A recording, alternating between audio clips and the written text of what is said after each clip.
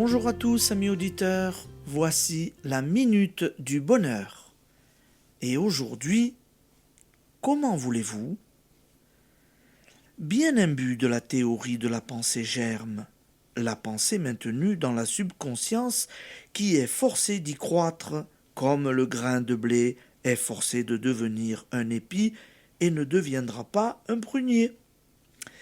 Vous êtes surpris de n'avoir pas encore obtenu d'admirables résultats. Ne vous découragez pas et forcez-vous de comprendre. Prenons un exemple. Supposons que vous cherchez une situation. Comment opérez-vous?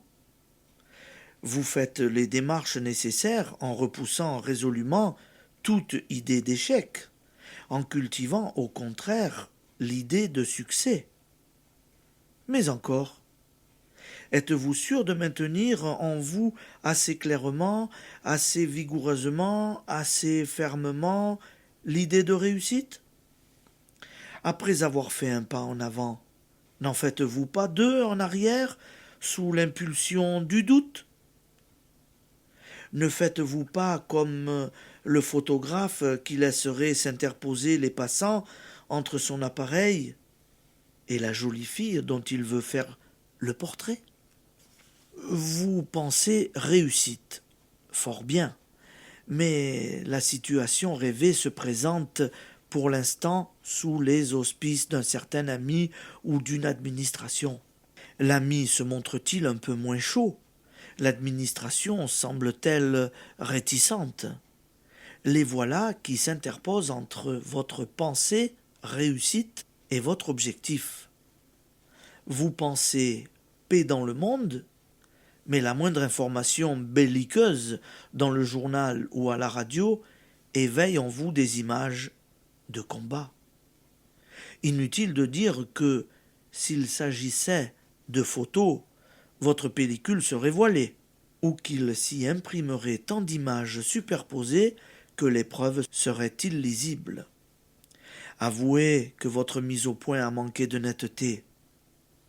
Vous ne doutez pas, mais s'aimer, je vous ai dit tout le mal que j'en pense. Vous avez fait un pas en avant, même deux, mais il a suffi du moindre élément de doute pour que vous reculiez d'autant. Nous croyons vouloir, mais nous ne savons pas vouloir. Vous devez tendre vers votre but sans vous laisser impressionner. Ne dit-on pas aussi impressionner une pellicule? Par les obstacles, contemplez votre plus haut idéal sans permettre à quiconque ni à quoi que ce soit de s'interposer entre lui et vous. Ayez une grande idée qui ne dépend ni de X ni d'Y, mais de la force unique qu'il s'agit dès qu'il faut instaurer le bien. Pas de détails, votre guide intérieur sait mieux que vous ce que vous est nécessaire. Votre image mentale doit être unique, c'est-à-dire que vous ne devez admettre ni le doute ni la moindre interférence entre elle et vous. Lorsque le travail est bien fait, le résultat est certain. Application. Définissez clairement votre but. Maintenez-le sans tremblement. Telle est l'image en vous.